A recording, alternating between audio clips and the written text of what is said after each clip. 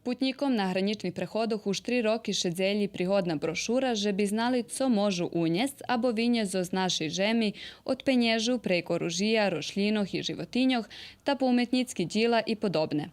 Zo starini potvrdzuju, že mož prenjes skoro šitsko, kad mace potrebni odobrenja na paperu i kad je namenjene za vlastne gazdovstvo u količestvih kotri nje maju trgovinski karakter. Šitsko možete prenjes, možete šmati, obuj, rahunkar, tehniku. U naš šitsko došlje bodzene u nošic i zo skracenim postupkom še ocarinjuje na hraničnih prehodoh do 3000 evra po jedinstvenej stopi carini od 10% i PDV-om od 20%. Kad na ljetovanje idete na egzotični destinaciji, trebaše dobre rozpitat co mož prinjes z ljetovanja.